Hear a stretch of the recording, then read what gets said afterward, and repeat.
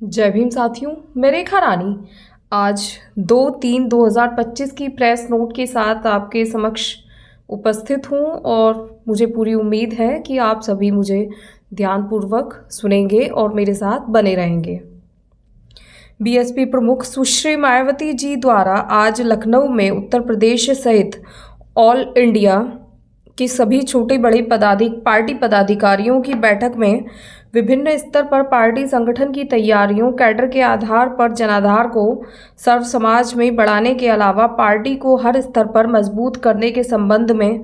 दिए गए निर्देशों की राज्यवार गहन समीक्षा की गई और इस दौरान मिली कमियों को दूर करने और पार्टी और मूवमेंट के हित में जरूरी दिशा निर्देश भी दिए गए। साथ ही देश में अपार महंगाई, गरीबी, बेरोजगारी, पिछड़ेपन और अन्य बुनियादी सुविधाओं आदि के अभाव में पीड़ित देश की सबसे बड़ी आबादी के प्रति यहाँ यूपी में भी सरकारी अनदेखी और उदासीनता पर चर्चा की गई तथा अभी हाल ही में संपन्न महाकुंभ अगर अव्यवस्था, हादसा और हताहत मुक्त होकर सरकारी दावे के अनुसार होता तो यह बेहतर होता। केंद्र और यूपी सरकार के बजट को लेकर अधिकतर सरकारी दावे जमीनी हकीकत से दूर और हवा हवाई ज्यादा,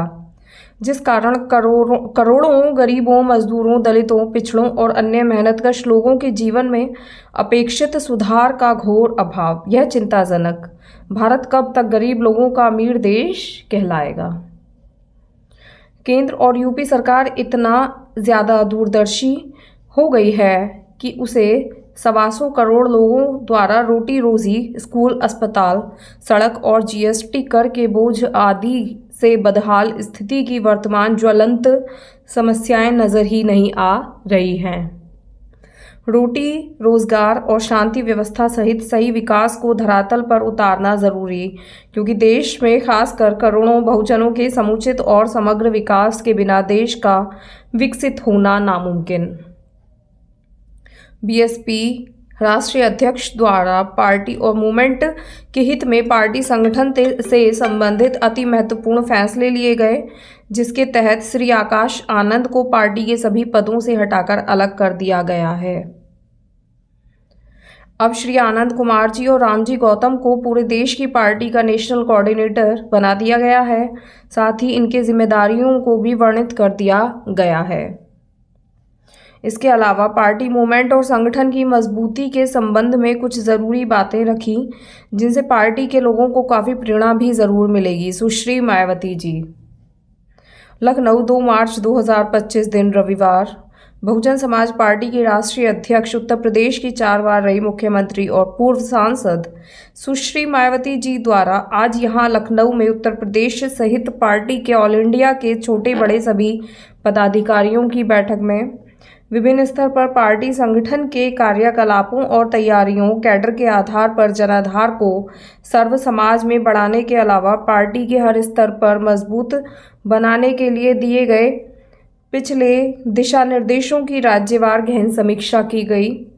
साथ ही देश के सक्षम अपार महंगाई, गरीबी, बेरोजगारी, पिछड़ेपन आदि की कुछ विवश जीवन संबंधी ज्वलंत समस्याओं के प्रति सरकारी उदासीनता और अभी हाल ही में संपन्न प्रयागराज महाकुंभ के संबंध में विभिन्न स्तर पर अव्यवस्था और उनमें लोगों के हताहत होने की आम चर्चाओं आदि का संज्ञान लेते हुए प्रदेश के व्यापक हित और आम जनहित और कल्याण हेतु केंद्र और यूपी की सरकार से अपनी कथनी और करनी में अंतर को कम करना जरूरी। महाकुंभ अगर अव्यवस्था, हादसा और हताहत मुक्त होकर सरकारी दावे के अनुसार होता तो यह बेहतर होता। साथ ही केंद्र और यूपी के भी बजट के दौरान किए गए सरकारी दावे जमीनी हकीकत में ज्यादातर हवा हवाई लगते हैं। इसी कारण करोड़ों गरीबों, दलितों, आदिवासियों, पिछड़े वर्ग और अन्य मेहनतकश लोगों के जीवन में अपेक्षित सुधार नहीं हुआ है, बल्कि अपार महंगाई, गरीबी, बेरोजगारी, सरकार के अधिकतर धन्नासेठ समर्थक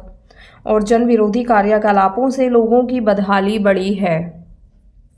इनकी आमदनी अठन्नी किंतु खर्चा रुपया होने से बचत और परिवार की देखरेख, शिक्षा और स्वास्थ्य का काफी बुरा हाल है। यह सब बहुत ही चिंताजनक है। वास्तव में सरकार इतनी ज़्यादा दूरदर्शी हो गई है कि उसे देश के 125 करोड़ लोगों द्वारा रोटी रोजी, स्कूल, अस्पताल, सड़क, जीएसटी, कर के बोझ आदि से बदहाल स्थिति की वर्तमान ज्वलंत समस्याएं नजर ही नहीं आ रही हैं। अतः सरकार की नीयत और नीति में सुधार जरूरी। पार्टी बैठक में खासकर यूपी के जिलों में अपराध नियंत्रण और कानून व्यवस्था के नाम पर द्वेष, भेदभाव, सरकारी दमन और विध्वंस आदि के काफ़ी मामले प्रकाश में आने की आम चर्चाओं का भी नोट लिया गया तथा इस बारे में माननीय कोर्ट द्वारा लगातार की जा रही सख्त टिप्पणी आदि से भी यह धारणा बनी है कि यहाँ यूपी में भी कानून का सही से राज नहीं होकर भाजपा का पक्षपाती राज होने से आम जनता को न्याय पाना मुश्किल हो गया है। इस क्रम में बीएसपी सरकार द्वारा हर बार अपनी सरकार में कानून द्वारा कानून का राज स्थापित करने की चर्चा का उल्लेख करते हुए बताया गया है कि लोगों में फिर से यही तमन्ना जग रही है कि कब बीएसपी की सरकार आएगी, अच्छे दिन लाएगी और बहन जी की सरकार आएगी, बहुजनों के सुनहरे दिन लाएगी। इस मौके पर अपने संबोधन में बीएसपी प्रमुख बहन कुमारी मायावती जी ने कहा कि उत्तर प्रदेश में खासकर बहुजन समाज के करोड़ों लोगों के समुचित और समग्र विकास के बिना यूपी ही नहीं बल्कि देश भी सही से तरक्की नहीं कर सकता है। इसलिए सरकार को राजनीतिक, सांप्रदायिक द्वेष और पक्षपात आदि से ऊपर उठकर पूरे संवैधानिक दायित्व के साथ जनहित और जन कल्याण के लिए कार्य करना होगा। इसी सिलसिले में विशाल आबादी वाले राज्य उत्तर प्रदेश की गरीबी और पिछड़ेपन आदि को दूर करके भारत को गरीब लोगों का अमीर देश कहलाने के बजाय करीब 140 करोड़ संपन्न लोगों का विकसित देश बनने में सहयोग करना होगा, जिसकी गारंटी परम पूज्य बाबा साहेब डॉक्टर भीमराव अंबेडकर का अति मानवतावादी और कल्याणकारी संविधान सुनिश्चित करता है। लेकिन इसको पूरी निष्ठा और ईमानदारी से अमल करने के मामले में केंद्र और यूपी आदि की राज्यों की सरकारों में सही इच्छा शक्ति का अभाव रहा है। जबकि बीएसपी की यूपी में रही 4 बार सरकारों में इसी संविधान की शक्ति के बल पर बहुजनों के लिए बहुप्रतीक्षित सामाजिक परिवर्तन और आर्थिक मुक्ति का बेहतरीन कार्य करके दिखाया गया है।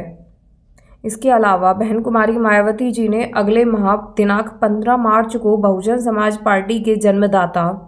और संस्थापक बहुजन नायक मान्यवर श्री काशीराम जी की जयंती के मौके पर आयोजित होने वाले कार्यक्रमों की रूपरेखा के बारे में बताया कि पश्चिमी उत्तर प्रदेश में केवल मेरठ मंडल के पार्टी के सभी लोग पूर्व की तरह ही यूपी के जिला गौतम बुद्ध नगर के नोएडा में बीएसपी की सरकार द्वारा स्थापित राष्ट्रीय दलित प्रेरणा स्थल में बीएसपी के जन्मदाता और संस्थापक मान्यवर श्री काशीराम जी को अपने श्रद्धा सुमन अर्पित करेंगे और पार्टी और मूवमेंट को आगे बढ़ाने का पुनः संकल्प लेंगे। साथ ही यूपी में केवल लखनऊ मंडल, कानपुर मंडल और अयोध्या मंडल के पार्टी के छोटे बड़े सभी लोग राजधानी लखनऊ में माननीय बहन जी की सरकार द्वारा स्थापित किए गए विशाल और भव्य मान्यवर श्री काशीराम जी स्मारक स्थल पर पहुंचकर बहुजन नायक मान्यवर श्री काशीराम जी को अपने श्रद्धा सुमन अर्पित करेंगे। जबकि यूपी के बाकी सभी 14 मंडलों के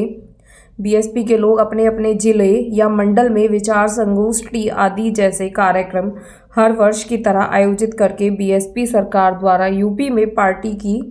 सरकार के दौरान जनहित और जन कल्याण संबंधी विकास के साथ ही अपराध नियंत्रण और कानून व्यवस्था के मामले में कानून द्वारा कानून का राज स्थापित करने जैसे बेहतरीन और ऐतिहासिक कार्यों के बारे में लोगों को जागृत करेंगे। इससे पहले दिल्ली की बैठक में माननीय बहन जी ने मान्यवर श्री काशीराम जी की जयंती के संबंध में ऑल इंडिया कार्यक्रमों की रूपरेखा के बारे में पार्टी के लोगों को यह कहा था, जिस क्रम में दिल्ली प्रदेश के लोग नोएडा नहीं जाकर बल्कि नई दिल्ली में स्थित बहुजन प्रेरणा केंद्र में बहुजन नायक को अपने श्रद्धा सुमन अर्पित करेंगे तथा उनकी प्रतिमा पर माल्यार्पण करेंगे। बाकी सभी राज्यों में इनकी जयंती पूर्व की तरह ही विचार संगोष्ठी के रूप में आयोजित करके इनको अपनी श्रद्धा अर्पित करेंगे। इसके साथ ही उन्होंने पार्टी और मूवमेंट के हित में बीएसपी के जन्मदाता और संस्थापक मान्यवर श्री काशीराम जी के बारे में भी यह बताया है कि वैसे मान्यवर श्री काशीराम जी ने अपने रिश्ते नातों आदि को पार्टी में कार्य करने के लिए कभी भी मना नहीं किया था, लेकिन इस मामले में उनका यह भी कहना था कि वे भी मेरे अर्थात रिश्ते नाते भी पार्टी में अन्य लोगों की तरह ही कार्य कर सकते हैं, किंतु इसकी यदि आड़ में जिस दिन वे मेरे नाम का दुरुपयोग करके पार्टी और मूवमेंट को नुकसान पहुंचाएंगे तो उसी दिन से मैं उनको पार्टी से तुरंत ही निकाल कर बाहर कर दूंगा, जिसके कई उदाहरण और इस मामले में पंजाब के लोग तो अच्छी तरह से जानते हैं। और उनके पद चिन्हों पर चलकर ही मैंने भी उनकी एक ईमानदार और निष्ठावान शिष्या और उत्तराधिकारी होने के नाते श्री अशोक सिद्धार्थ को, जो कि आकाश आनंद के ससुर भी हैं, उसे अब पार्टी और मूवमेंट के हित में पार्टी से निकालकर बाहर किया है, जिससे उत्तर प्रदेश सहित पूरे देश में पार्टी को दो गुटों में बांटकर इसे कमज़ोर करने का यह अति घिनौना कार्य किया है, जो कतई भी बर्दाश्त करने लायक नहीं है। और यह सब उनकी लड़के की शादी में भी देखने को मिला है। जहाँ तक इस मामले में श्री आकाश आनंद का सवाल है, तो आपको यह मालूम है कि अशोक सिद्धार्थ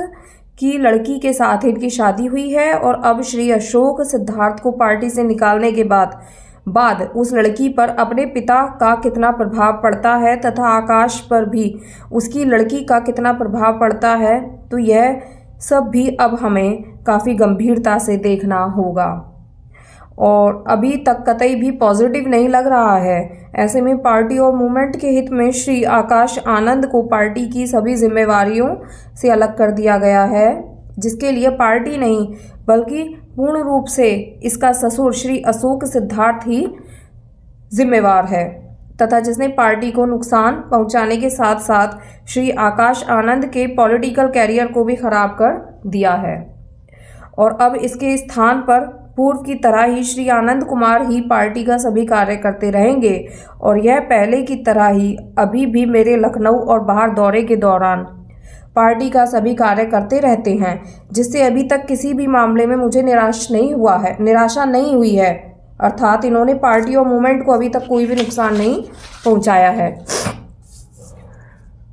ऐसी स्थिति में उन्होंने पार्टी के लोगों की सहमति से अपने इस सबसे छोटे भाई श्री आनंद कुमार को, जो पार्टी में काफ़ी पिछले वर्षों से पार्टी के राष्ट्रीय उपाध्यक्ष भी हैं, जो यह मेरी गैर हाजिरी में और मेरे दिशा निर्देशन में पार्टी का पूरा पेपर वर्क और ख़ासकर पार्टी का इनकम टैक्स और कोर्ट कचहरी आदि से संबंधित तथा पूरे देश में चुनाव के दौरान मेरे चुनावी दौरे आदि का भी पूरा प्रबंधन का कार्य देखते रहे हैं,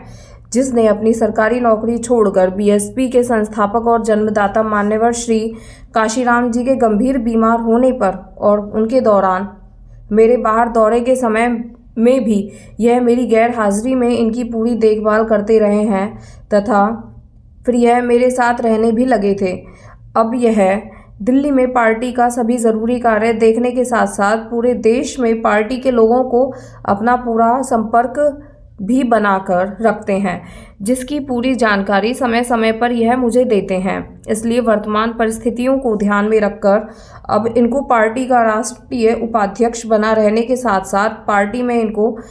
पार्टी का नेशनल कोऑर्डिनेटर भी बना दिया गया है। इनके साथ साथ इनको पूरा सहयोग देने और पूरे देश में पार्टी को आगे बढ़ाने के लिए अब पार्टी ने एक और भी दूसरा नेशनल कोऑर्डिनेटर श्री रामजी गौतम को बना दिया है, जिनकी मेहनत और कार्यशैली के बारे में पार्टी के सभी लोग काफ़ी खुश भी हैं और इन पर मेरे साथ साथ श्री आनंद कुमार का भी पूरा भरोसा है। इस प्रकार से अब वर्तमान में बदले हुए हालातों में पार्टी और मूवमेंट के हित में पार्टी के दो नेशनल कोऑर्डिनेटर बना दिए गए हैं, अर्थात श्री आनंद कुमार और श्री रामजी गौतम जी। यानी इन दोनों को आज से पार्टी का नेशनल कोऑर्डिनेटर बना दिया गया है। इन दोनों में से श्री आनंद कुमार का कार्य यह होगा कि वह दिल्ली में ही ज़्यादातर रहकर पार्टी का पूरा पेपर वर्क और अन्य ज़रूरी कार्यों को देखने के साथ साथ पार्टी के लोगों से पूरे देश में अपना संपर्क भी बनाकर रखेंगे और उनसे दिल्ली में मिलने के लिए अपना पूरा समय भी देंगे। लेकिन इनके साथ साथ पार्टी के दूसरे नेशनल कोऑर्डिनेटर श्री रामजी गौतम यह पूरे देश में हर स्टेट में जाकर पार्टी के प्रगति रिपोर्ट लेंगे और साथ ही पार्टी के जनाधार को भी बढ़ाने के लिए मेरे द्वारा समय समय पर दिए गए जरूरी दिशा निर्देशों को लागू करवाएंगे तथा जहां जहां चुनाव नजदीक होंगे तो वहां यह अपना ज्यादा समय देंगे, अर्थात इनका ज्यादातर कार्य फील्ड का ही होगा। इसके अलावा श्री आनंद कुमार के बारे में यहाँ मैं यह भी अवगत कराना चाहती हूँ कि वर्तमान में बदले हुए हालात में पार्टी और मूवमेंट के हित में अब इन्होंने अपने बच्चों का रिश्ता भी गैर राजनीतिक परिवार के साथ ही जोड़ने का फैसला लिया है ताकि श्री अशोक सिद्धार्थ की तरह अब आगे कभी भी अपनी पार्टी को किसी भी प्रकार से कोई नुकसान आदि ना हो सके। इतना ही नहीं बल्कि अब मैंने खुद भी अब यह फैसला ले लिया है, मेरे जीते जी मेरे आखिरी सांस तक भी अब पार्टी में मेरा कोई भी उत्तराधिकारी नहीं होगा।